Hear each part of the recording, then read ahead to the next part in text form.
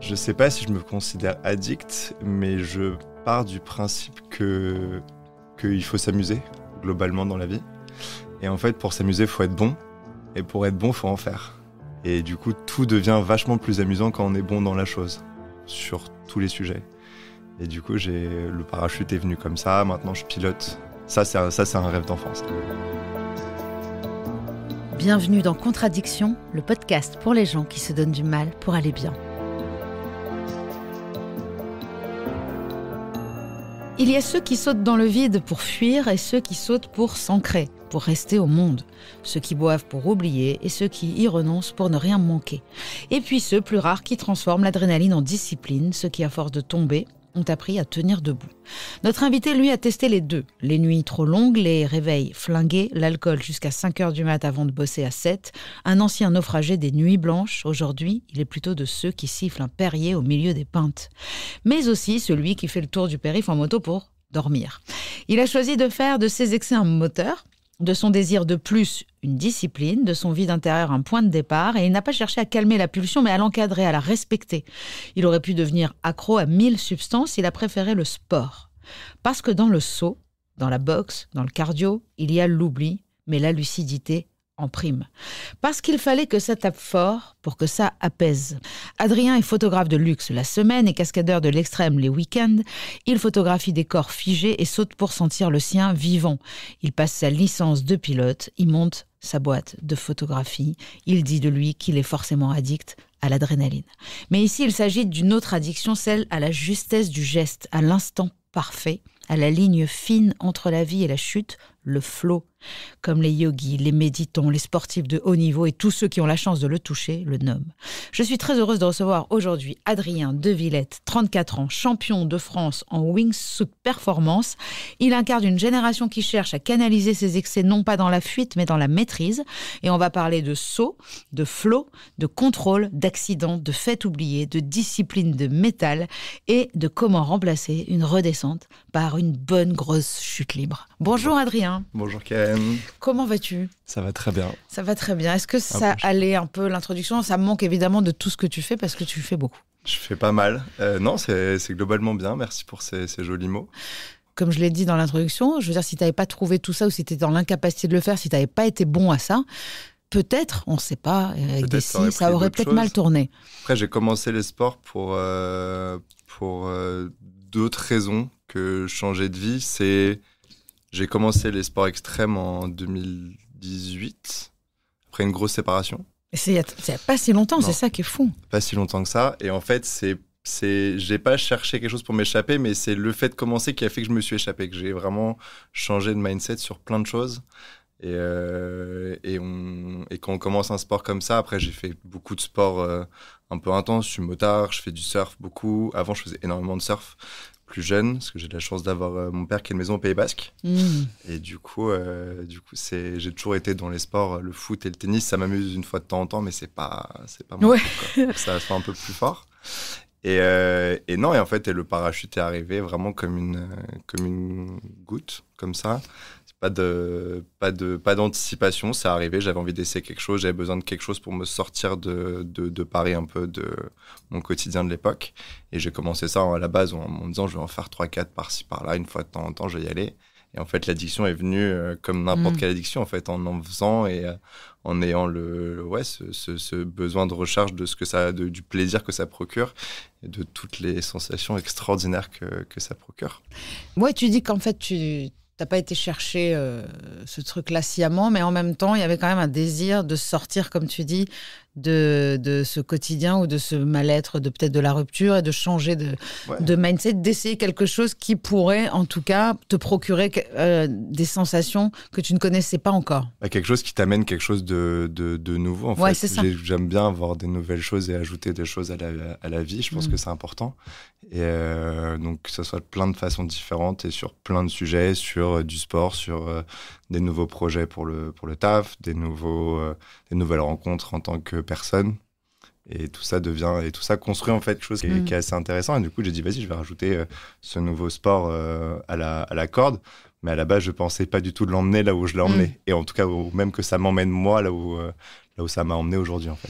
C'est sûrement que, justement, il y a un vrai tempérament d'addict quand même qu'on ressent très fort. Et de toute façon, quand un addict essaye un truc sensationnel, il y reste. Hein. D'ailleurs, j'aimerais connaître ta définition, en tout cas ta vision de l'addiction. Alors, ma vision de l'addiction, je sais pas si je me considère addict, mais je pars du principe qu'il faut s'amuser, globalement, dans la vie. Et en fait, pour s'amuser, il faut être bon. Et pour être bon, il faut en faire. Et du coup, tout devient vachement plus amusant quand on est bon dans la chose, sur tous les sujets. Et du coup, le parachute est venu comme ça. Maintenant, je pilote. Comme tu as dit en entrée, je pilote. Ça, c'est un rêve d'enfant, ça. De piloter, j'ai toujours voulu voler. C'était un rêve de gosse. Tu voles en fait avec ton... Je vole avec ma combinaison et maintenant, je vole avec un avion. Il faut voir les vidéos de cette discipline-là, wingsuit, là, c'est comme des chauves-souris. Hein. Un peu, c'est les écureuils volants. L'écureuil volant, pardon. J'ai dit n'importe quoi, c'est exactement ça, écureuil volant. Ouais. Non, mais c'est intéressant parce que c'est ta définition de l'addiction, elle part du principe de s'amuser, et donc il faut être bon, et donc pour être bon, il faut en faire. Beaucoup. Et donc c'est un cercle vertueux un petit peu, ta définition de l'addiction est très positive. Bah, je pense que je sais pas si je définis ça comme de l'addiction. Si. Enfin, moi, je suis clairement addict. Je sais que je suis pas bien quand je saute pas. On break pas mal l'hiver. Cet hiver, j'avais beaucoup de choses à faire et j'ai pas pu trop partir à l'étranger comme je fais normalement pour aller sauter. Et c'est vrai que ça manque, quoi. Quand t'as pas ce rush le rush du moment, en fait, qu'on a, et qui est vraiment, je pense, très comparable à un rush des addictions un peu moins saines potentiellement que les gens peuvent avoir. Comme on dit. Voilà, et moi ce flash là mais que j'ai c'est des trucs qu'on va faire 10 sauts par jour et 10 fois tu te prends ce truc là et qui en plus a la chance d'être positif. Moi j'ai la chance d'avoir trouvé un truc qui a ce flash là mais qui est assez positif. Mais c'est dangereux quand même. Alors je vais pas dire non parce que ça l'est forcément, en saut d'un avion c'est pas naturel mais c'est plus impressionnant que dangereux. Je pense que c'est plus dangereux de faire de la moto pour venir au studio aujourd'hui que de sauter des avions. Parce que t'as pas le facteur autre. J'ai eu un accident, forcément, sinon c'est pas drôle. On va en parler en 2021. Ouais, j'ai eu un accident, mais sinon ça arrive pas trop, en fait. Quand on saute des montagnes, ce que potentiellement je vais faire après, là, il y a aucun doute que c'est le sport le plus dangereux au monde. Il paraît, oui. Mais par contre, pour l'instant, sauter des avions, en vrai...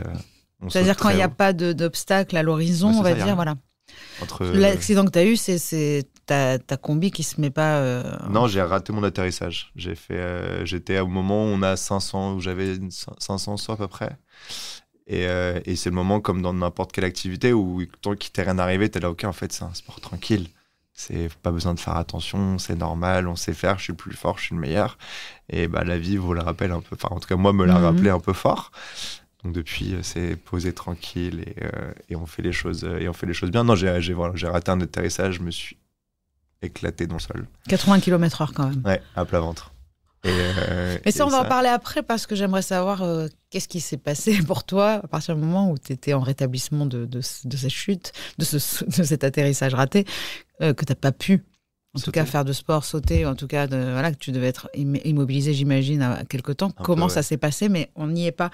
Moi, j'aimerais savoir un petit peu si tu te souviens, enfant, des signes précurseurs de choses, en tout cas, où tu t'es dit, il me faut des choses à sensation. Est-ce que tu étais plutôt casse-cou ou plutôt discret? Est-ce que tu te rappelles d'une enfance plutôt difficile et il te manquait quelque chose? C'était quoi, enfant, Adrien? Non, moi j'ai eu la chance d'avoir une famille plutôt aimante, enfin très aimante, parents divorcés.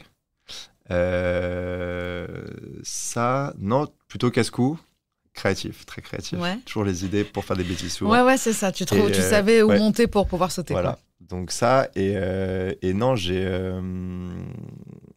non, je pense que ce qui m'a fait avoir besoin d'extraordinaire, c'est justement, moi, j'ai grandi à Paris, vie très normale, et trop normale en fait.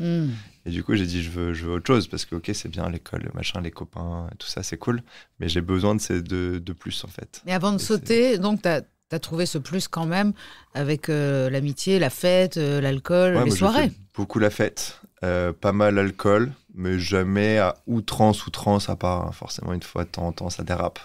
Mais non, beaucoup la fête. Et quand tu dis la fête, c'est quoi? Ah bah la fête, c'est les boîtes de nuit, c'est les réveils un peu difficiles, c'est les soirées qui finissent à 10h du mat, sur une péniche à faire coucou aux touristes qui passent. Et sans substance? T'es arrivé? Un petit peu.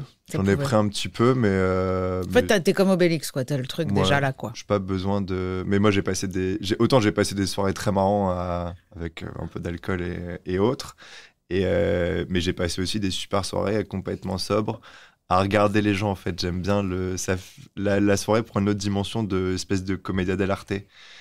Et du coup, tu comprends un peu les dynamiques et tu regardes un peu comment les gens interagissent. J'aime bien l'humain. Et du coup, ça peut m'amuser parfois de vraiment regarder les gens et comment ça interagit et comment les gens vont évoluer au fur et à mesure de la soirée. Et du coup, c'est un théâtre. Mais c'est incroyable d'avoir déjà cette faculté-là de ne pas participer de façon active à la consommation des gens. Les addicts, j'en sais quelque chose, c'était hors de question que moi, je sois de celles qui regardent. Ouais, mais je reste dedans. J'ai des jolis groupes de soirées. J'avais plein de potes. Enfin, j'avais plein de potes à l'époque où ça sortait beaucoup et je me sentais pas exclu de pas être, d'être sobre en fait. C'était pas un game changer. Et déjà à l'époque, moi, j'avais déjà pas mal d'activités à côté. Et du coup, moi, à partir du moment où j'ai commencé à comprendre qu'en fait, ok, c'est cool une fois de temps en temps, mais une fois de temps en temps. Et comme ça, le lendemain, le dimanche, il se passe des choses et on a une journée un peu constructive. Et du coup, ouais, non, je l'ai fait beaucoup. Ma mère pourra le témoigner, pauvre. Mais donc non, je l'ai beaucoup fait plus jeune. Mais comme j'ai commencé à sortir très très jeune, trop jeune d'ailleurs, sûrement. Du coup, j'ai arrêté aussi. Enfin, j'ai calmé le jeu et compris les choses un peu plus jeune aussi. Donc, mais tu as cette chance-là d'avoir grandi. Il y en a qui n'arrivent, même quand ils commencent jeunes, ils n'arrêtent pas. Hein. Mais je pense que c'est exactement lié à ce que je disais dans mon introduction. Il y a ceux qui font la fête pour oublier un peu les soucis, les choses et tout. Et puis, il y a ceux qui renoncent pour ne rien manquer. Ça veut dire qu'en fait, on sent que toi, tu es un peu un addict à la vie, quoi. Quand tu dis tout à l'heure, je veux rajouter des choses à ma vie, c'est plus la phrase de je sais plus qui dit je rajoute de la vie au jour plutôt que des jours à la vie. Toi, tu veux mettre de la vie dans la vie. Je pense qu'il y a plein de choses à vivre et de toute façon, je pense qu'on n'a pas assez d'une vie pour faire tout ce qu'on veut. Ça vient de la peur de la mort, tout ça, quand même. Ça arrivera un moment. Après, mais tu veux avoir tout fait. Ça peut arriver plus tôt que d'autres, mais... Ne dis pas ça, je veux pas que ta mère écoute cet épisode. Comment ils vivent ça, eux ? Écoute, ils vivent ça bien. C'est assez marrant, ce genre de sport qui vont dire « Ah, mais mon fils, il est complètement fou, il fait ça. » Mais quand t'es en vacances et que tu rentres du parachute et elle regarde la vidéo, elle est avec ses amis à la maison et elle dit « Ah, regarde ce qu'il a fait mon fils aujourd'hui. » Elle est trop fière. C'est Après, ils sont jamais venus me voir. Ça, j'ai pas... Ah bon ? Jamais.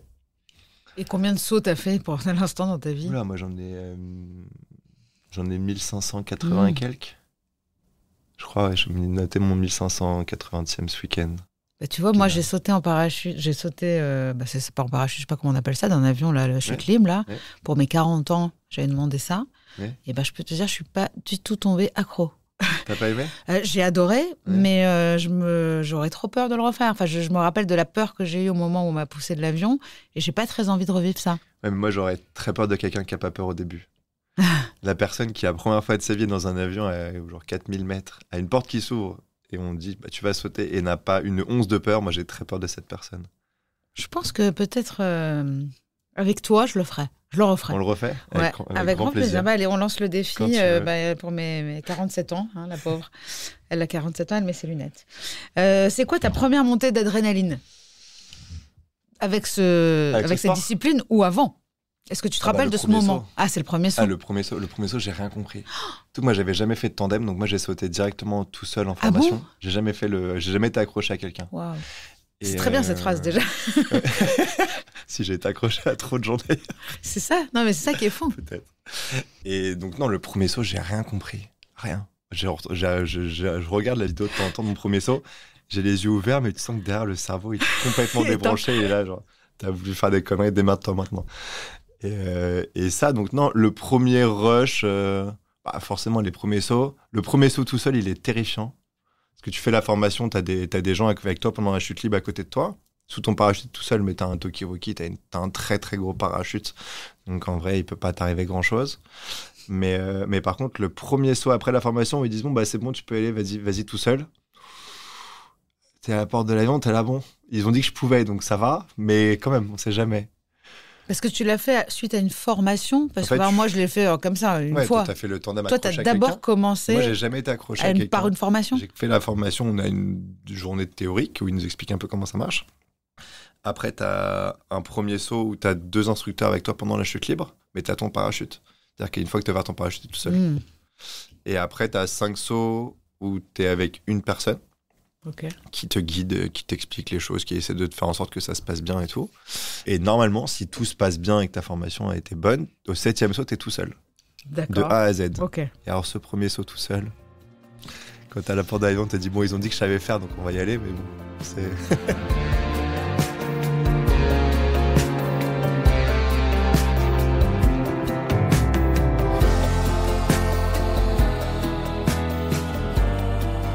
Quand on a discuté, tu m'as vraiment expliqué ce que tu ressentais pendant le saut. Et ce que j'ai dit en introduction aussi, c'est le flow, le fameux. Ouais. C'est ce que tout être humain recherche. Mais vraiment, et le flow, je pense que c'est une connexion avec quelque chose de plus grand que soi. Hein. C'est très proche de la foi. Et donc, c'est ce que les addicts recherchent avec le produit. C'est ce qu'on recherche même en devenant parents.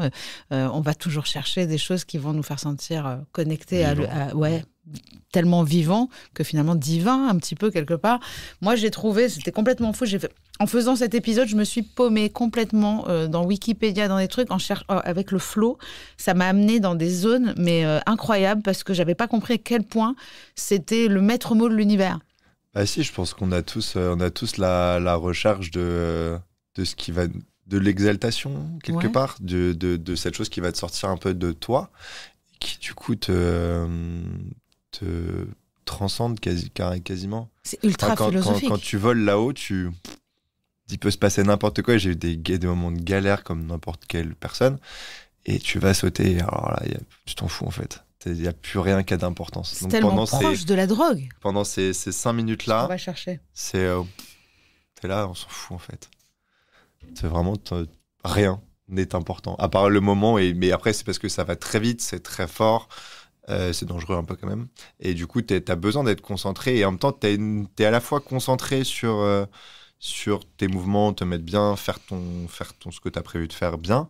Et en même temps, c'est vraiment un lâcher-prise total de... Après, ça, c'est quand t'arrives à un certain niveau et que du coup, tu maîtrises ton sujet suffisamment. Mais je pense que c'est la même chose pour n'importe quel sportif. Quand il se lance même pour faire un sport que moi je comprends pas, la course à pied, je suis sûr qu'il y a un état de transcendance derrière qui arrive, et pourtant il fait que courir sur un chemin, mais qui font de l'ultra-trail. De toute façon, tu ne peux pas parvenir à le faire si tu rentres pas dans une transe, de toute façon, parce qu'il y a des gens qui te disent qu'ils auraient pu courir le double à la fin. Hein. C'est ça. Et en fait, justement, j'ai trouvé ça, c'est donc un chercheur comme Timothy Gallwey et Roy Palmer qui explique que cet état où réflexes conscients et inconscients fusionnent, donc c'est les réflexes conscients et inconscients fusionnent, et ça devient une zone où le mouvement devient naturel, presque sans effort. Et donc après, il donne des exemples de Pelé ou de Ayrton Senna, tu vois, qui parlent tous de cette dimension parallèle. Et donc Pelé, il décrit cette expérience, alors que tu vois, c'est des sports que tu comprends pas. J'ai ressenti comme un étrange calme, une sorte d'euphorie. J'ai eu l'impression de pouvoir courir une journée entière sans fatigue, de pouvoir dribbler à travers toutes leurs équipes, à travers tous, je pouvais presque leur passer à travers physiquement. Et après, t'as Ayrton Senna, alors là, carrément, j'étais déjà en pole position et je continuais. Tout à coup, j'avais 2 secondes d'avance sur tout le monde, même sur mon binôme qui avait la même voiture, et tout à coup, j'ai réalisé que je ne conduisais plus la voiture consciemment, je la conduisais comme instinctivement, et j'étais dans une autre dimension, comme dans un tunnel. Mais c'est complètement fou. Et il va chercher comme ça, ce chercheur, tous les sportifs de haut niveau. Et donc, ça rejoint une autre partie du truc. C'est pas que l'adrénaline. C'est aussi ce moment-là où tu maîtrises. Ouais. Bah oui, forcément, parce qu'au bout d'un moment, tu arrives dans un tel contrôle de ton outil, et je n'y suis pas encore complètement. Tant que je ne suis pas champion du monde, je ne suis pas le meilleur. Donc, entre guillemets, je n'ai pas fini d'aboutir ma connaissance de mon outil. Mais c'est sûr que... Et c'est marrant parce que c'est un truc que j'ai dit ce week-end avec un ami. On a fait un saut marrant, un peu délire, rien de compète, juste du fun. Et j'ai réussi à faire un truc dans le saut sans même y penser, où il était un peu plus haut que moi j'étais un peu en dessous. Et j'étais en vol sur le dos, comme les avions qui s'inversent. Et j'ai réussi à remonter sur lui, alors que théoriquement, j'aurais pas dû pouvoir. Mais j'ai réussi. Et j'étais là, et je me suis posé, j'ai regardé le truc un soir, je fais, mais comment j'ai fait ça? Et j'y ai même pas pensé. J'étais un peu loin, j'ai dit, ok, faut que je retourne sur lui, sur le dos, pour récupérer la personne qui est en dessous de lui et tout. C'est un saut un peu acrobatique. Et tout. Et je reviens, et j'ai regardé la vidéo, je dis, mais comment je fais ça? Parce que je l'ai fait inconsciemment, c'est-à-dire que même en pleine conscience de vouloir le faire, c'est pas sûr que j'aurais... C'est-à-dire, reviens, tu remontes? J'ai réussi à remonter. Non, on peut remonter un petit peu avec suffisamment d'énergie. En fait, la wingsuit, c'est vraiment de la redistribution d'énergie. C'est là où tu vas mettre l'énergie potentielle disponible que tu as, accumulée en allant vite un peu vers le sol et de ça. Du coup, tu peux la redistribuer pour remonter un peu, aller plus vite devant. Par exemple, tu penses quelque chose et tu arrives à le faire, en fait. Oui, mais après, c'est ton corps qui fait que, parce que tu lui as appris, parce que tu as répété les mouvements plein de fois, et donc du coup, tu as appris à ton corps à faire à te dire, ça devient reptilien au bout d'un moment. Tu réfléchis même plus. Tu fais, et justement, ça rejoint ce que tu disais là, au bout d'un moment, en fait, tu es là, bon, il faut que j'aille là-bas. Tu penses même pas au fait que c'est potentiellement compliqué d'y aller. C'est juste que tu dis, faut y aller. Et tu y vas. Et en fait, ton corps t'emmène. Et du coup, là, vraiment, j'ai regardé la vidéo 15 fois. J'étais là, mais comment j'ai fait pour faire ça? Parce que c'est faisable. Je sais que c'est faisable. Après, c'est un peu compliqué. Mais là, tu l'as fait sans le moindre effort. Alors moi, je suis arrivé comme ça. C'est pour ça que je parle 2 fois. C'est même Jésus, on entend parler tout le temps, si tu crois que tu peux marcher sur la mer, si tu crois que tu peux déplacer cette montagne, tu le feras. Ouais. Mais il faut vraiment avoir une foi. Et je pense que dans ces moments-là, en fait, tu ne penses même pas, tu sais que c'est faisable et ton inconscient, en fait, consciemment, non. Mais ton inconscient sait que tu vas réussir à le faire. Surtout, tu sais, tu donnes un objectif à ton mouvement. Et tu l'emmènes là-haut, et t'es là, ça marche. C'est incroyable. Et ça, tu peux le faire qu'avec cette discipline-là de wingsuit. C'est-à-dire que quand est-ce que t'es passé à cette discipline-là? Parce qu'avant, c'était l'objectif. Ah, j'ai commencé à sauter. Quand j'ai commencé à sauter et que j'ai vu que de toute façon, ça allait être un gros chapitre dans ma vie, j'ai dit, de toute façon, je veux faire ça. Parce que en fait, tu veux contrôler aussi la descente. Parce que quand tu sautes, tu peux rien contrôler sans ce vêtement-là. Tu contrôles moins. Surtout, c'est plus court et tu voles pas, en fait. Ouais, tu chutes. Moi, je vole vers le bas. C'est ça que j'ai pas aimé, moi. Tu vois, je me suis dit, moi, je croyais que j'allais voler. Et en fait, je me sentais chuter. Et donc, on peut faire un tandem wingsuit, si tu veux. Il y a un mec qui le fait. Mais je rigole pas. Qui a un pote. Ah, mais je rigole pas. C'est le seul au monde à le faire. On peut. J'ai une passion pour les écureuils. Alors, imagine les écureuils volants. Ça, on peut organiser ça. Mais je trouve ça extrêmement passionnant parce que ça vient recouper tellement de témoignages sur l'addiction et sur les produits, notamment l'héroïne. Oui. Ce moment-là où d'un coup, tu es dans du coton et il n'y a rien qui peut avoir d'importance et rien ne peut compter d'autre que ce moment-là que tu es en train de vivre. J'avais essayé pas ça, mais j'avais essayé sur les drogues, genre de la MD, tout ça que j'avais pris 1 ou 2 fois à Ibiza, forcément. Et ça, et en fait, c'est plus violent parce que après moi, c'est des époques où j'aime pas trop perdre le contrôle. J'aime bien contrôler quand même. Et du coup là, moi, j'ai un rush que je contrôle et ça, c'est fou. C'est-à-dire que je suis en full contrôle de A à Z. Enfin, c'est une contrôle, mais tu te mets dans la situation où tu vas un peu te vider de tous ces trucs que t'aimes pas. Enfin, de tous les problèmes de la boîte, ceci, un tel est au bureau, il m'a fait chier, elle me... La vie, quoi. Que tu vois, enfin, la vie. Et c'est un rush contrôlé, là où moi, j'ai fait que la drogue un peu festive et tout. MDMA, ça ouvre la conscience quand même, hein.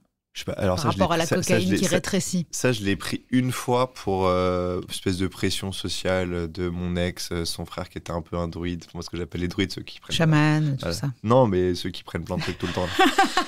Et je les appelle les druides. Et ça, donc je l'ai pris un peu sous pression sociale, c'est un grand mot, j'ai voulu. Mais j'ai combattu le truc. Et après, en fait, c'est parti tellement violemment d'un coup. Parce que j'en ai pris 1 fois, ça m'a rien fait. Je dis, tu vois, ça me fait rien, laisse tomber, gardez votre truc, restez dans votre truc. Moi, je vais picoler tranquille et on est bien. Non, mais vas-y, reprends et tout. Non, je prends. Et en fait, ça a tapé d'un coup. Tout est monté d'un coup. J'avais pris 3 doses. Et ça avait un goût dégueu. Donc, je me suis dit, vas-y, je vais prendre un Red Bull. Connerie. J'ai pris un Red Bull pour juste me laver la bouche de goût, tu vois. Et là, forcément, t'as tout qui est parti. Et en fait, c'était tellement violent qu'après j'ai dit en fait c'est pas mon truc quoi. C'était tellement violent de rien. J'ai eu 1h30 de blackout. J'aime pas trop la foule. Forcément, moi je suis tranquille dans les airs. Tu m'étonnes. La foule, T'es pas emmerdé là-haut. Voilà. Ah non, je suis tranquille. Et la foule et tout. Et j'étais en plein milieu de plein de gens, alors que moi, être en plein milieu d'une boîte avec tout le monde qui est comme ça, j'aime pas trop. Mais toi, t'es surtout un addict, je te dis, à la vie, mais à la liberté. On sent vraiment que déjà quelqu'un qui se déplace en moto, c'est qu'il a pas envie de se faire chier avec tout le monde dans le métro déjà. Bah, c'est pour Parce ça, qu'à Paris, limite, c'est plus simple. Quand même, c'est globalement plus simple. Ouais. Bah après, il y a un truc, c'est que je pense que la seule monnaie universelle et tout humain a la même, c'est le temps. On a tous 24 heures dans une journée. Personne n'a plus, même le plus riche du monde, il n'arrive pas à gratter 1 heure dans la journée. Et du coup, tant que je peux gagner du temps, c'est très contradictoire. Tu dis, on a tous le même temps et je veux gratter du temps, mais on peut pas gratter du temps. Si, parce que moi, pour me déplacer, je gagne. En fait, c'est du temps gagné. Donc, en fait, je gagne du temps. Mais moi, par exemple, les transports, j'en ai énormément parce que je suis partie habiter un peu plus loin. Et en fait, je l'optimise dans des choses dont je sens que j'ai besoin, c'est-à-dire la méditation, par exemple, ou lire. C'est important et on a moins le temps à la maison de se poser avec un livre aujourd'hui. Et je trouve que le transport, en fait, si on l'optimise, surtout d'abord, moi, mon but, c'est de ne pas regarder les autres personnes dans le métro parce que j'ai envie de crever. J'ai l'impression de voir un peuple de zombies. Mais vraiment, c'est collé. Le nez collé, c'est surtout les jeunes qui me font vraiment de la peine. Mais du coup, au moins, je regarde pas ça et puis je l'optimise dans ce sens-là. J'ai l'impression, moi aussi, de chercher à gagner du temps. Ah oui. Ah mais oui. Toi, tu as plus de temps pour faire des activités, quoi. Mais j'ai plus de temps pour faire des choses. Et là, tu vois, ce matin, j'étais au sport très tôt. Après, j'avais des réunions. Après, je suis là à 14h. Alors, je précise qu'il est 11h, qu'en plus, j'ai donné la mauvaise adresse à Adrien. Donc, c'est-à-dire qu'avant ça... Mais alors, tiens, on va parler de ça. Qu'est-ce que c'est une journée pour toi, justement, de 24 heures? Comment tu la découpes? Et surtout, quelle est la discipline sportive, déjà? Et puis alimentaire aussi, hein, peut-être. Alors, les disciplines sportives, il y a forcément du sport dans la journée, quelque part, que j'ai commencé à faire à la limite de l'outrance, parce que pour mes championnats, en fait, j'ai une discipline qui est assez physique quand même. Et les autres gens le font moins. Du coup, moi, je gagne en efficacité en étant plus physique qu'eux. Donc ça, au début, je l'ai fait vraiment pour ça. Et après, du coup, ça devient pareil, une drogue, ça devient un must-do dans la journée, quoi. Oh, mais t'as dit une drogue, et puis tu l'as repris. Hein. Tu veux pas. Hein. Non, mais c'est une drogue parce que les jours où je trouve pas le temps de le faire, je me sens à la limite du coupable. Donc, mais c'est coupable face à ta discipline, en fait. Voilà, c'est ça. Donc, t'es addict à la discipline. Un peu. Alors, c'est quoi le sport? Quel sport? Boxe, pas mal. Boxe pour le cardio, que j'ai commencé pour le cardio parce que courir, j'aime pas du tout. Enfin, je trouve que ça n'a aucun intérêt. Et du coup, la boxe me fait mon cardio. Et sinon, je fais salle de sport pour leur renfort musculaire très ciblé. Du coup, les gens à la salle de sport me prennent un peu pour un fou parce que je fais des exercices bizarres. C'est-à-dire?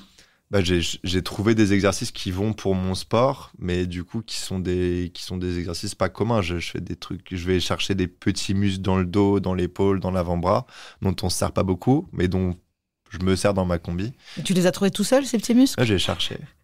Ouais. Là, j'ai cherché pendant. En fait, j'ai dit faut que je développe ça. Les week-ends, j'ai mal à tel endroit, donc du coup, je vais tester des trucs. Et à partir du moment où j'ai moins mal le week-end, c'est que j'ai trouvé quelque chose qui est bien. Et du coup, j'ai trouvé des exercices très bizarres. T'es un chercheur.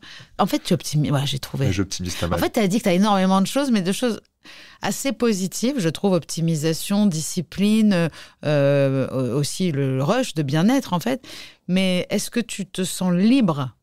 C'est la grande question. Parce que pour quelqu'un qui est comme ça, accro à la liberté, moi, j'ai l'impression que t'es quand même attaché, toi qui n'aimes pas être attaché. Moi, je connais ça, ce truc-là de culpabilité. Je trouve que ça ronge. Ça peut ronger et surtout, ça rend pas libre. Tu te dis, si je le fais pas, je suis coupable ou alors je m'en veux et je me juge. Non, je m'en veux pas. C'est juste que je suis là, t'aurais dû trouver le temps. Ouais. Et parce que comme tu as dit, j'optimise beaucoup. Je m'en veux pas, mais t'aurais dû. Ouais, je me blâme pas. Genre, je suis pas du tout au point de me blâmer. Et je dis, bon, c'est pas grave, t'avais des bonnes raisons et t'as pas pu et c'est ok. Mais tu te dis pas juste, peut-être qu'il y a des jours où je peux me laisser tranquille? Si, ça m'arrive parfois. Mais Quand C'était quand la dernière fois? La dernière fois, Si, ça m'arrive. Ça m'est arrivé il y a 2 semaines, il y a 2 jours où j'avais pas envie. Et j'avais pas envie de rien. Du coup, j'ai juste été piloté. Quand même. Ouais, mais c'est pareil, c'est un moment de liberté. Moi, je prends l'avion avec mon instructeur. Je dis, on va se promener. J'ai fait un chemin, on fait tac, tac, tac, tac, tac, tac. Et on est parti se promener. Et au même temps, j'apprends et j'étoffe ma technique pour valider les licences pour cet été. Mais si, il y a des jours où ça m'arrive parfois. Et c'est lié à quoi les jours où tu as moins envie? Est-ce qu'il y a eu quelque chose qui s'est produit? Ou est-ce que la veille, justement, par exemple, tu aurais fait la fête? Non, parce que quand je fais beaucoup, comme j'ai on parlait de charge mentale tout à l'heure, moi j'ai un peu 3 gros sujets, parce que j'ai eu des problèmes de taf, ça a été un peu compliqué niveau taf à la fin de l'année. Tu parles de ton boulot de photographe? Mon vrai travail. C'est ton vrai travail, ouais. Qui paye les factures. Et du coup, ça a été très compliqué en rentrant des championnats du monde, donc en octobre. Entre octobre et quasiment là, ça a été assez compliqué. Parce que des petits soucis avec des clients, enfin, pas des clients, pas ceux qui me payent, mais des gens en interne chez les clients, ça a été un peu compliqué. Et du coup, j'ai eu beaucoup de doutes sur comment je fais, qu'est-ce que je fais, comment je transforme ça en positif et qu'est-ce que j'en extrais pour faire des trucs intéressants derrière. Et donc du coup, j'ai ma charge mentale un peu boulot. Du coup, je monte la boîte avec une de mes amies. Donc j'ai une charge mentale boulot, j'ai de la charge mentale de sport et j'ai la charge mentale de valider mon permis, mon brevet, parce qu'il faut que ça soit fait après, comme ça je suis tranquille. Encore, t'as pas d'enfant. 3 charges mentales où il faut que j'arrive à placer dans la journée un peu les 3 sujets. Et voilà. Et donc du coup, tu as des jours où tu vas prioriser l'un, prioriser l'autre. Mais à la finale, une fois que tout sera lancé, je serai libre justement quand on parlait de liberté. Je veux monter la boîte que je monte, c'est un concept de boîte de production pour les boîtes de luxe, un peu ce que je faisais pour des grands groupes français. Mais du coup, à ma sauce. Donc, j'espère mieux. On verra. Et déjà, c'est un luxe quand même de pouvoir faire ce métier-là, d'avoir réussi, que tu y arrivais facilement. Ça a été beaucoup de travail. Beaucoup de travail, voilà, ça n'a pas été un coup de bol. Non, ça a été beaucoup de travail. Après, c'est ça que tu voulais faire. Petit facteur chance. C'est pas, j'avais 15 ans, je me suis pas dit je vais être photographe. J'ai toujours aimé la photo, j'étais ce pote, c'est qu'un appareil photo, on a toujours un pote dans la bande, voilà, ça c'était moi. Et du coup, j'étais ce pote-là. J'étais ce pote. Ouais. Non, mais il existe dans les clichés des c'est clair, il y a toujours quelqu'un avec son appareil. Et du coup, moi j'étais ça. À l'époque, on n'avait pas les iPhones, on n'avait pas tout ça. Donc, moi, j'étais l'appareil photo, la pellicule, quoi. Wow. J'ai un père qui faisait beaucoup de photos. Donc t'es un collectionneur aussi, t'as des cartons remplis de photos. J'ai un peu des cartons remplis de photos. Maintenant, avant je gardais tout, maintenant je garde plus tout. Ouais, c'est dur. Mon père garde tout, c'est terrible. C'est terrible. Il garde tout. Il y a ces montagnes de négatifs, de disques durs maintenant avec les cartes, les machins. C'est un truc de fou. Non, moi je trie beaucoup. T'as le temps pour trier, c'est ça le plus dur. Avant, je gardais tout. Et même tout. Les fringues, les machins. Maintenant, je trie. Je suis devenu très... minimaliste. Pas à ce point-là, mais il y a plein de trucs que j'ai retirés. Mes placards, c'est bien rangé. J'aime pas quand ça déborde. Dès que ça déborde, je sors tout et je vire. Et je tèche. C'est qu'il y en a trop, ça sert à rien. T'aimes pas les choses qui s'accumulent et qui pourrissent, ouais. Non. Pareil, je m'habille pour un photographe de mode. C'est la grande blague de mes potes. C'est le photographe de mode le plus régulier du monde. Je m'habille toujours quasiment pareil. J'ai jean, t-shirt, blanc, t-shirt blanc, noir, gris, c'est tout. Il n'y a pas d'extravagance, il n'y a rien. C'est pas ça a été mon truc à une époque. Pas mon truc. J'ai des belles pièces. J'ai le beau sac, le beau portefeuille, le beau machin, la montre, la belle montre. Ces trucs-là. Mais je suis plus un hystérique de choses, en fait. Je préfère avoir plein d'expériences, plein d'activités, plein de choses. Et en fait, je trouve que les choses te rendent dépendant d'elles. Donc, moi qui cherche à être... Si jamais j'arrive toujours pas. Hein. Mais si jamais j'arrivais à condenser ma vie dans 2 valises, ça serait extraordinaire. Ouais. Mais moi, c'est un fantasme que j'ai, parce que je souffre aussi de pareil que toi, et je trie tout le temps et je jette beaucoup, et donc c'est du gâchis, donc il faut surtout aussi arrêter d'acheter, quoi. Mais je trouve que la liberté, elle vient vraiment... les gens se sont perdus dans la surconsommation pour se sentir libre d'avoir plein de choses. Et moi, je trouve que ça nous attache, et ça, on revient au bouddhisme, vraiment, qui est la souffrance vient de l'attachement. Ouais. Donc l'attachement aux gens, l'attachement aux objets surtout. Parce que même l'attachement aux gens, d'être attaché, on peut aimer sans être attaché, quoi. Et les objets, je trouve que moins on en a, et la vie m'a amené à devoir me libérer de mes objets. C'est pas moi qui ai choisi, et en fait je dis merci la vie, quoi. Bah moi j'ai un peu ça. Après, Après, il y a encore des sujets sur lesquels limite, faut que je me soigne, quoi. Genre mes combinaisons, tout le monde, ils les vendent tous. Moi, j'avoue, je les garde toutes. C'est la chose que j'ai le plus, je pense, c'est toutes mes combis. Oui, mais ça, c'est sentimental. Ça sert à rien, autant les donner. Maintenant, je les ai mises à dispo dans le club où je saute, parce que comme ça, il y a des jeunes qui peuvent avoir des wingsuits gratos pour commencer la discipline. Donc ça, c'est intéressant. Parce qu'on en change souvent de costume. Tu changes, c'est pas celles de compète, elles durent 1 an, donc oui. Bon, pour en revenir à ton métier, tu étais en train de me dire comment tu étais arrivé. Tu étais ce pote-là qui avait toujours un appareil photo. Et donc, du coup, ça, j'étais pas mauvais à l'école, mais ça m'intéressait pas trop. Et après, je suis parti un peu en live teuf et tout. Et j'ai dit en fait, ça m'intéresse pas. Je me suis pas réveillé pour mon oral de bac de français. Parce que j'avais une teuf la veille. En plus, je suis dyslexique, donc à l'écrit, j'ai réussi à bricoler un truc. Je suis sûr qu'à l'oral, ça se serait bien passé. Mais je me suis pas réveillé.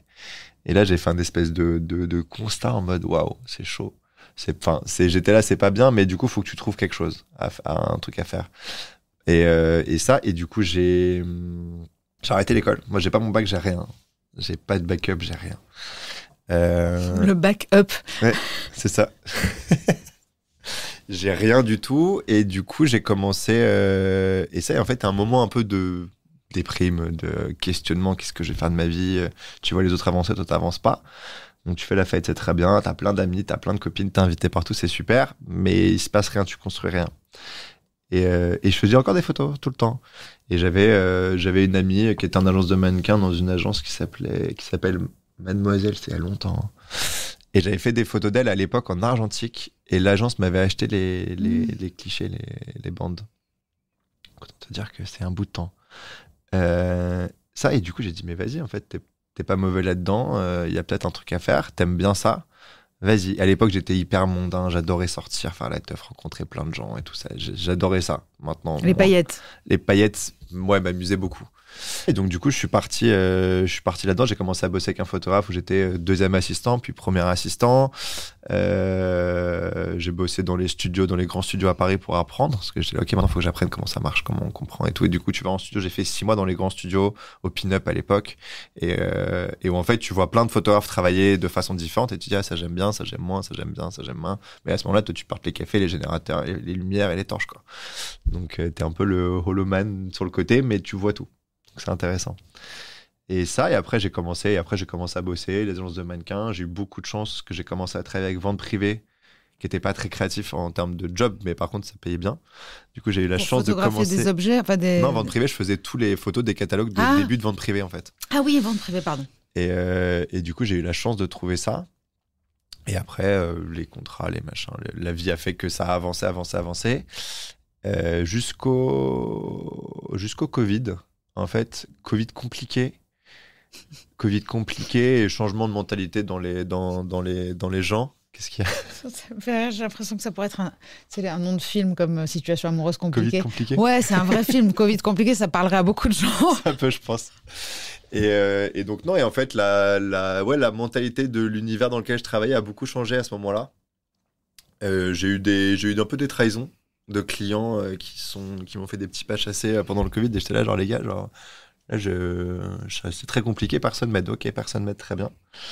J'ai vécu sur mes économies du coup pendant quasiment 2 ans de Covid. Moi, je m'étais fait un petit pactole parce que je suis un peu frileux de la retraite, donc j'ai dit vas-y, faut que j'achète un appartement, je vais acheter un truc et tout. Et j'ai fumé tout mon apport du coup en 2 ans de quasiment pas travailler, quoi. Donc j'avais mis beaucoup d'argent de côté et j'ai vécu dessus. Je demande pas d'aide, je voulais pas demander d'aide à personne, à l'État, les machins. Moi, tant que je peux me gérer, je me gère. Et ça, et du coup, sortie de Covid, déjà, j'ai fumé mes économies. Et je sais pas, les dynamiques des gens avaient changé, c'était très frileux, c'était très compliqué. Ça, je crois que j'ai fait mon dernier très gros job sorti, enfin en mode campagne et tout. J'ai fait mon dernier très gros job vraiment sorti du Covid. Même pas pendant le Covid, parce qu'on faisait un truc une énorme campagne digitale worldwide sur les maquillages qui tiennent avec les masques. Avec les masques free, machin et tout. Non, c'était un gag. C'est vrai. Masque free. Masque free, ouais, c'était quoi? C'était. C'est le waterproof, c'est le masque Mask Proof. C'est Mask exactement ça, c'était le claim. C'était un des claims d'un des visuels. Et ça, et du coup, à la sortie de ça, j'ai commencé à bosser dans la photo technique, en fait, où j'ai commencé à faire tous les trucs de e-commerce pour les marques de luxe, pour Vuitton, Dior, Cartier, tout ça.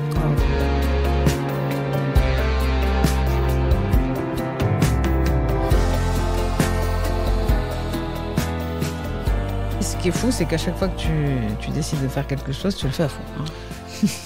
Ce qui est fait est plus à faire. Donc, exactement. Dans cette phrase très cliché. Mais je trouve qu'il y a un vrai lien. Tu disais, ces deux mondes qui ne se parlent pas. Moi, je trouvais qu'entre les hangars, les vannes, le bitume et les paillettes et tout ça, il y a un lien, en fait, entre ce regard de photographe et ta manière et le regard aussi que tu peux porter sur le monde. Il y a vraiment une histoire de toi, comme tu disais dans la fête, par exemple, quand tu consommais pas, tu contemplais aussi. Donc, il y a vraiment quelque chose qui est de l'ordre de la contemplation et donc toujours du flow parce que, en fait, tu es vraiment dans une connexion avec quelque chose de très grand tout le temps, en fait. S'il n'y a pas ce truc-là, j'ai l'impression que tu t'emmerdes royalement.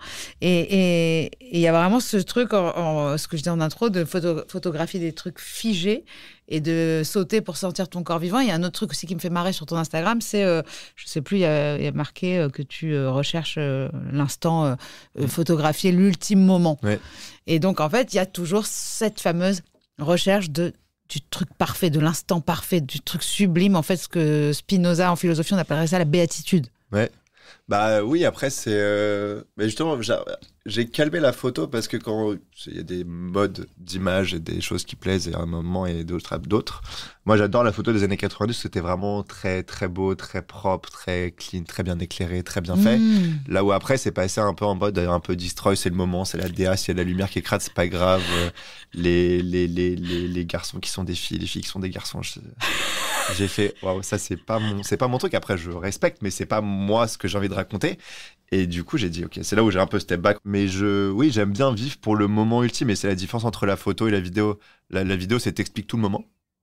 Tout ce qui se passe, toute une action. Alors que la photo, tu vas chercher le point culminant du moment. C'est vraiment le point maximum de l'intention, de la beauté, de peu importe quoi, de la vague quand tu fais des photos de surf. Quand elle est bien, pas cassée, pas complètement cassée, pas cassée du tout. Enfin, tu vas chercher le moment pile poil. C'est vrai que la vidéo, c'est plus facile, en fait. Hein. T'as tout et... Non, oui, t'as moins besoin de choisir. Et ouais. Alors donc qu'en toi, photo, ça tu vas aller peur, le chercher choix.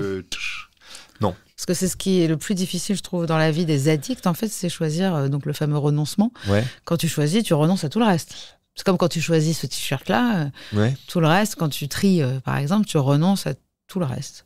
Moi, je me dis, je ferai le reste plus tard. Mais c'est une très bonne phrase, ça. Ça, c'est très bien, parce que moi qui ai vraiment du mal avec le choix... Je ferai le reste plus tard. Bah oui, mais vraiment, je comprends. Il y a un truc aussi, donc on dit que l'adrénaline apaise, et ça, c'est vrai, parce qu'on peut avoir l'impression que ça excite.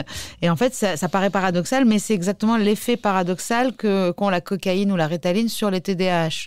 Donc, est-ce que toi, tu penses que tu as aussi un trouble, quelque part, d'hyperactivité ou de trouble de l'attention?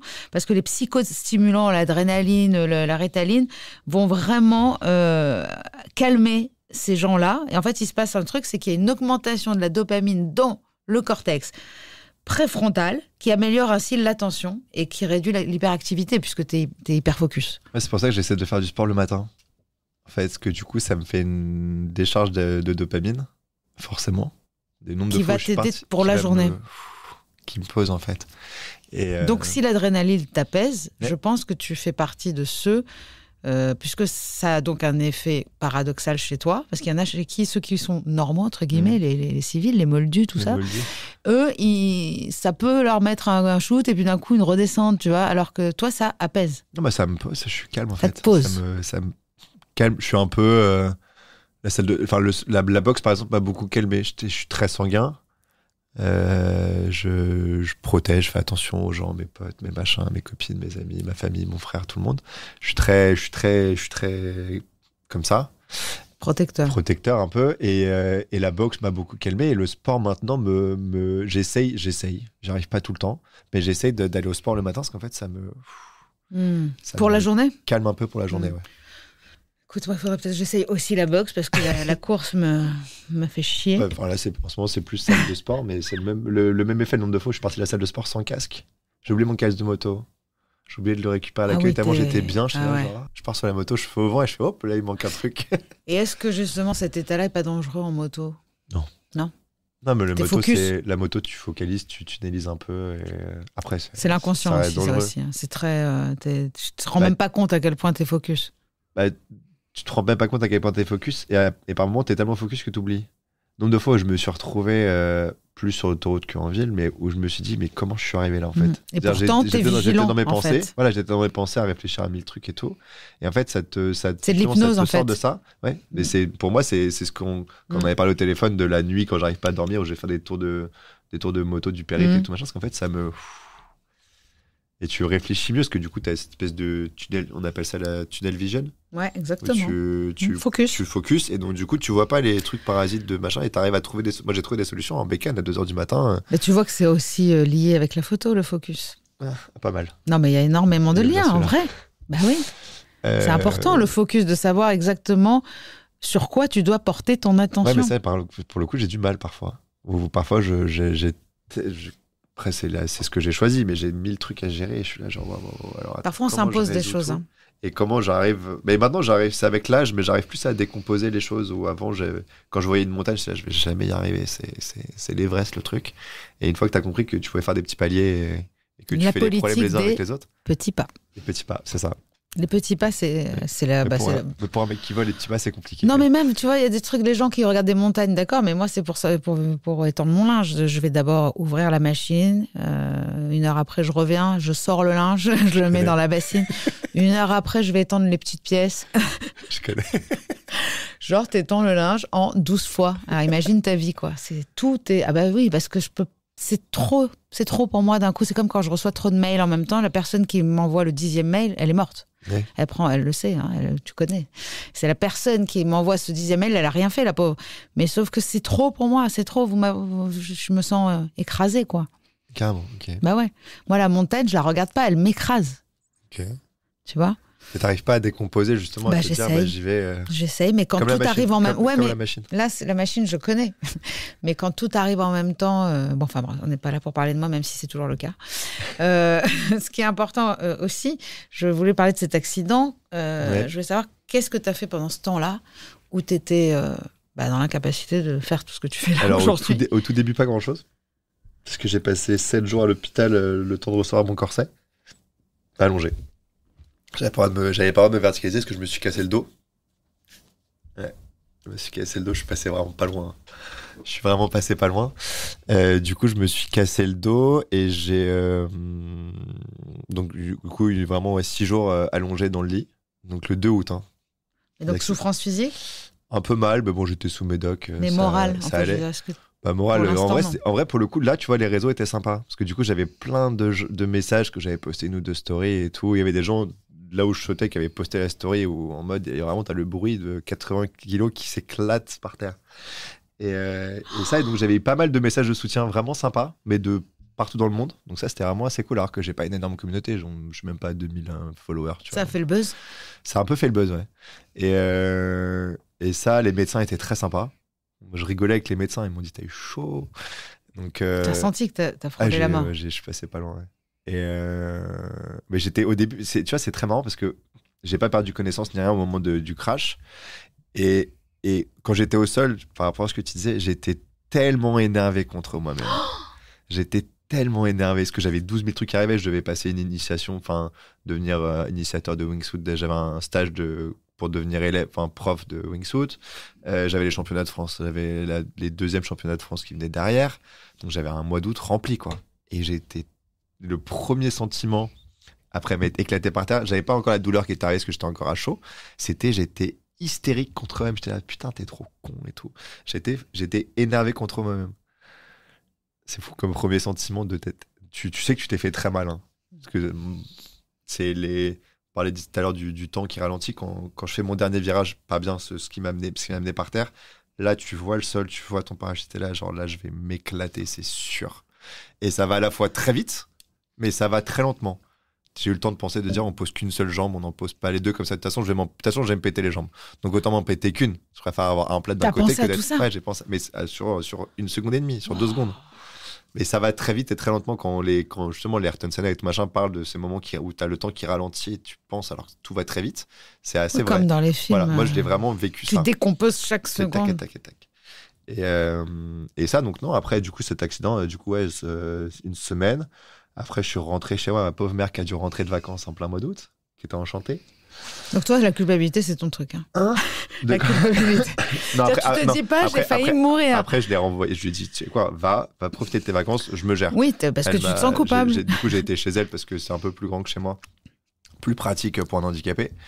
Ça, j'avais ramené les 2 Dyson. J'avais un Dyson chez moi, un Dyson chez ma mère. J'ai mis les Dyson, un dans la chambre, un dans le salon, salle à manger. Je me prenais avec mon Dyson comme ça. Wow. Parce que j'étais du coup en béquille et en corset. Donc moi, j'ai eu plâtre et corset. Et en canicule. Ouais, voilà, en canicule, ouais. Vraiment, j'étais comme ça devant mes Dyson. Un peu de morphine, du coup, le matin. Mais j'ai pas eu le high. Je pensais avoir le high de la morphine dont les films parlent et tout. Ouais. Je l'ai pas eu. Juste, j'avais moins mal. Tant mieux, ouais. Juste, j'avais plus mal. C'est vraiment, je le prenais le matin. Quand tu ouvres un œil, tu prends ton truc de morphine, juste pour le matin. Mais pendant ce temps qui se décompose, il n'y a pas je vais mourir? Jamais. Ça, tu y penses pas? Non, parce que j'étais là, bon, on va se faire mal. Mais justement, c'est que tu penses au fait de te dire comment je me fais moins mal et comment je me tue pas, quoi. Et il y avait un champ, une route, un champ. Je dis, il faut juste pas avoir la route, déjà, pas le béton. Le champ, on était au mois d'août, donc le champ, la terre, elle est très dure. Pas des pluies d'eau, il n'y a plus rien. Bitume, quand même. Mais c'est mieux que le bitume. C'est fou. Et tu remercies personne au moment où tu te rends compte que t'as envie? Non, bah non. Tu te remercies toi, quoi. Ouais, je me suis un peu sauvé la vie. Ouais. J'ai tenté des trucs, il y a des trucs qui ont marché, d'autres moins. Tu vois, je me suis même pas pété la jambe en plus. Et tu l'assimiles à quoi, cet accident? C'est une erreur de... C'est une erreur de comment on appelle ça? Même pas d'appréciation, c'est une petite arrogance. Ouais, c'est ça. Sans saut, je suis le meilleur, c'est bon, c'est tranquille, le parachute et tout. C'est comme les gens qui passent le permis moto. Moi, je leur dis, il vaut mieux que vous ayez un petit accident dans les 6 premiers mois. Parce qu'en fait, les 6 premiers mois, tu fais attention. Et du coup, tu auras un accident mineur. Tu auras un petit truc, une petite glissade, un petit quelque chose. Tu risques de te faire moins mal. Si tu as un accident sur les 6 mois d'après où tu as la phase de confiance, il t'est rien arrivé, tu es là, en fait, la moto, c'est tranquille, machin et tout. Là, tu tapes un vrai accident. Et du coup, moi, c'est la même chose. J'étais à 500 sauts, ça faisait du coup 2 ans et demi que j'en faisais, beaucoup. Et du coup, j'ai dit, bon, c'est tranquille, quoi. Et bim. Est-ce que après, quand t'as donc pas pu faire tout ce que tu devais faire ce mois-ci et puis les jours d'après... J'ai beaucoup bossé, du coup. Bossé quoi? Je bossais, je préparais mes shoots, j'ai fait des shoots. Du coup, j'avais plus d'assistants. J'arrivais avec mes béquilles et mon corset. Et du coup, au lieu d'avoir 0 ou 1 assistant, là, j'en avais 3. Même là, j'arrivais pas à rien faire. Ils m'ont dit, j'ai fait un malaise sur mon premier shoot que j'avais fait en corset et en béquille. J'ai fait un malaise. Parce que j'arrivais pas à m'arrêter de bouger, mais j'étais sous médoc, sous machin. Il m'a quand même dit qu'il n'avait pas de trouble de l'hyperactivité. Il a quand même osé. Non, il ose pas mal de choses, je trouve. Le mec. Et ça, et du coup, après, non, j'avais 2 assistants. Donc, non, j'ai un peu bossé. Pour faire du sport, j'avais pas le droit. Ou très peu. Mais je leur ai dit, j'ai le droit de marcher en béquille. Ils m'ont dit, oui. Du coup, je peux monter les escaliers en béquille. Ils m'ont dit, bah oui. Du coup, mon sport, c'était de ma mère qui habite au 6e étage. Je descendais, je remontais du 6e étage en béquille. Waouh. J'avais pas le droit de faire de sport ou entre guillemets, genre des pompes, par exemple. J'ai pas le droit de faire ça. Parce que tu tords un peu ton dos. Et donc, tu travaillais tes bras quand même. Donc, je faisais ce que je pouvais. Et le seul truc qu'on m'avait dit que j'avais le droit de faire, c'était de marcher en béquille. Je dis, bon, bah, si je peux marcher en béquille, je descends, je remonte l'escalier, je suis en béquille, quoi, j'ai le droit. Et donc, dépression, non. C'est pas du genre à aller mal, toi? Ça m'arrivait là. En octobre. Ah bon? Où vraiment, ouais, j'étais pas bien. Pourquoi? Boulot compliqué, rupture amoureuse très dure. Donc non, j'étais pas bien du tout. C'est assez rare que je me laisse aller, parce que je me dis, il y a toujours un truc qui va aller. Comme j'ai une vie pluridisciplinaire où j'ai plein de choses, s'il y en a un qui va mal, c'est pas grave, je compense avec le reste. Oui, t'es optimiste, tu te concentres sur celui qui marche. Voilà. Mais l'amour, ça doit être compliqué pour toi quand même, parce que vu que tu contrôles quand même bien tout... C'est quand même déjà de contrôler quelqu'un d'autre, c'est pas possible, mais même l'amour en soi, tu peux pas contrôler. Non, je suis assez en freestyle. Non, moi j'ai eu des vraies relations longues. Je suis pas dans l'hyperconsommation, ça c'est pas mon truc. Mais je suis très entier dans ce que je fais, donc dans mes relations, ce qui est compliqué aujourd'hui. C'est-à-dire, tu peux être trop présent, tu veux dire? La fille, le chagrin d'amour très, très, très, très soudain de cet été, enfin septembre. J'ai eu une relation très compliquée avant, tout se termine, je reçois les papiers du Dépax de machin et tout en juillet dernier. Je me dis, putain, je suis enfin libre de toute cette merde de 1 an et demi de galère. Si là, je suis tranquille, j'ai plus rien. L'huissier, le machin, tout le monde a validé. Si on est tranquille. Je dis à tout le monde, je veux plus personne, les gars. Je veux être tranquille, j'ai un business à monter, j'ai machin, je veux rien. Je fais mes trucs, on verra plus tard. Moi, je suis un garçon, donc entre guillemets, j'ai le temps. Faire des enfants, je veux des enfants, mais j'ai le temps. Je dis, je veux personne. Et j'ai une de mes amies qui me dit, j'ai une fille qu'il faut que je te présente, machin et tout. Je dis, non, je veux pas la rencontrer. Je veux rien. Je veux pas rencontrer. Elle est très jolie, elle est très sympa, elle est sûrement très brillante, très tout ce que tu veux. Je veux pas rencontrer de personne. Vraiment, je fuis le truc. Et ça, et la fille, elle a dû m'ajouter, elle a dû prendre mon téléphone pour ajouter sa pote sur Instagram. Je sais pas comment ça s'est fait. Tout étant que je pars en mes entraînements avant mes championnats de France de l'année dernière. Là où tu es sorti, bah ouais, c'est important qu'on le sache quand même. Mais du coup, j'ai toute la hype qui arrive à ce moment-là. C'est pour ça que tout s'est fait à ce moment-là. Je reçois les trucs, je suis libéré de mon ex. Des Pax, machin et tout, huissier, je suis tranquille.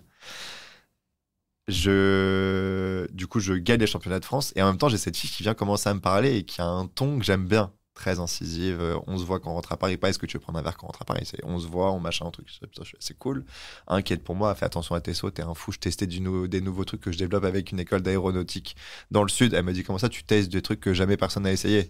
Elle dit, tu testes rien, on doit se voir quand tu rentres et tout. Bon, s'ensuit une spirale amoureuse. Moi je rentre, du coup je suis en pleine hype, je suis tranquille de l'ex. J'ai une fille très jolie avec qui je papote et c'est très sympa.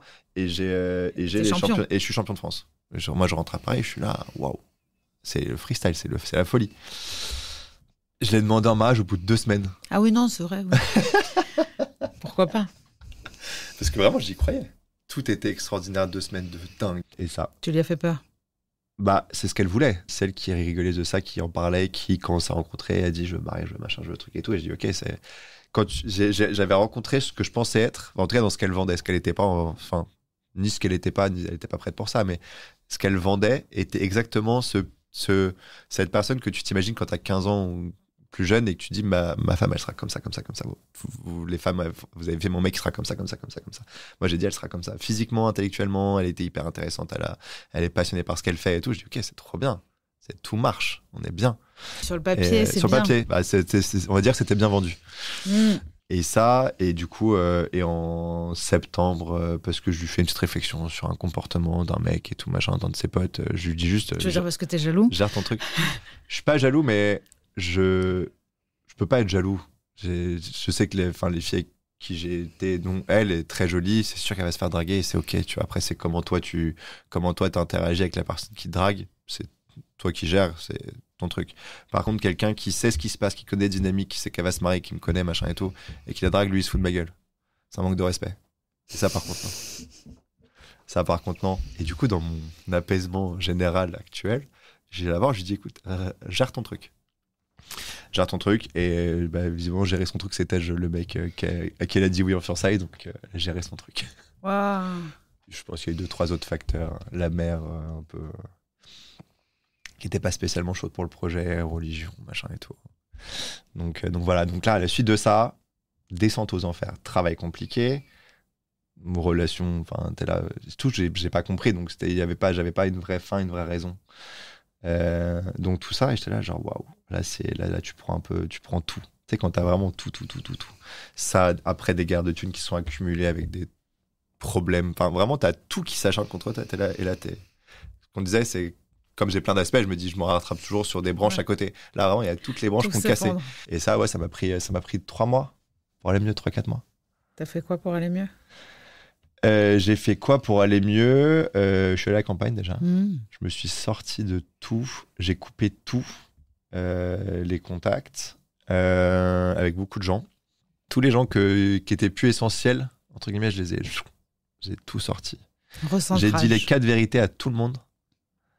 C'est dur. Vraiment, c'est compté. Ouais, mais je suis assez cash. Donc, en fait, moi, déjà, je suis pas le pote qui... Mais tu me demandes est-ce que j'ai grossi et que t'as grossi, je te dirais oui. Je vais pas te mentir. C'est pas méchant. Bienvenue au club. Mais je te dis les choses, quoi. Bienvenue au club des gens qui n'ont pas de filtre. Même les gens que j'essaie de cajoler un peu, là, j'ai pris tout le monde et j'ai dit les 4 vérités à tout le monde. Donc, il y en a qui étaient très contents d'avoir leurs 4 vérités, d'autres qui étaient beaucoup moins contents. Ils en voulaient qu'une. Et, il y en a qui voulaient les 4, il y en a qui en voulaient pas. Ils en voulaient aucune. C'est plus simple de se cacher derrière tout. Donc, tu t'es libéré de tout. Ouais. Et la nature. Tout. Et la nature, puisque Et la campagne nature, quand même. la campagne, la famille, mon frère, ma mère, tout nickel. L'essentiel, en fait.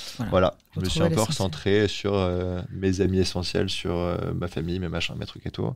Et ça m'a aidé. Et j'ai fait ce qu'on disait de diviser la montagne. Je dis, OK, bon, là, il y a toute la montagne qui t'est tombée dessus.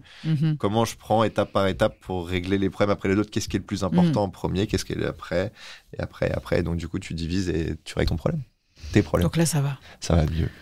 Et donc, pour finir cet épisode, parce qu'on a dépassé l'heure largement, mais comment tu vois en fait la suite? Est-ce qu'il y a une escalade quelque part qui est obligatoire comme dans la consommation de drogue? En fait, c'est soit on arrête, soit on va plus loin. Est-ce que tu sais déjà que ça va plus te suffire à un moment donné, qu'il va te savoir... Je parle en termes d'adrénaline. Bah, peut-être. En fait, je me ferme pas la porte. Justement, c'est le truc du base jump. C'est quoi au-dessus alors? Base jump. Donc ça, c'est sauter d'un endroit... Ça, c'est sauter des montagnes. Quand tu sautes des montagnes, des trucs comme ça. Ou d'un immeuble? Ou d'un immeuble. L'immeuble m'excite pas du tout. Ouais. Mais par contre, la montagne, ça m'excite pas mal. La grande rando avec tes potes, t'arrives en haut et tu refais la rando que t'as fait en 4 heures, tu l'as fait en 1 minute 20 en volant à côté de la montagne. Ça, tu sautes en quoi en fait là, en wingsuit, pareil. Ah, pareil. C'est juste le parachute qui est un peu différent. Parce que c'est pas le même matériel qui est pas fait pour faire la même chose. Mais ça, je sais pas. Je pense que j'irai un moment. Est-ce que j'irai aussi fort que le parachute? J'aimerais dire que non, mais je me connais. Ouais. Et c'est justement, je me freine parce que je me connais en fait. Je vais vouloir être bon pour être bon, faut en faire. Mais du coup, c'est loin, j'ai pas le temps. La discipline. Voilà. Et du coup, est-ce que ça me suffira à vie? Je sais pas. J'ai pas la réponse. Je crois qu'on peut être heureux en fait sans pousser les choses au maximum. Au max. C'est ce qu'on essaie de me dire de faire. C'est un médecin que je vois en ce moment qui me dit tu crois trop que ta vie a besoin d'être extraordinaire pour te sentir en vie. Donc on verra. Bah écoute, merci beaucoup Adrien. Merci pour l'invitation. De Villette, avec 2 L et 2 T. Vous pouvez aller voir son Instagram et vous verrez des mannequins, mais aussi des GoPro et des sauts incroyablissimes. Et il y aurait 1000 sujets abordés avec toi parce que oui, Adrien est un addict. Du coup, je t'attends pour sauter. Mais complètement, ne m'attends pas, je suis là. Ce podcast est soutenu par la mission interministérielle de lutte contre les drogues et les conduites addictives. La MILDECA anime et coordonne les actions du gouvernement en matière de lutte contre les toxicomanies. Contradiction, ce n'est pas seulement un podcast. C'est aussi un livre qui s'en inspire, mais qui lui est surtout complémentaire. Alors vous y trouverez des réflexions autour de la dépendance, de ce que j'ai appris, des solutions que j'ai trouvées. Contradiction, le livre est disponible à peu près partout aux éditions Erol. Rendez-vous dans 15 jours sur toutes les plateformes d'écoute pour un nouvel épisode. Et en attendant, retrouvez-nous sur les réseaux sociaux de Rose et de Contradiction.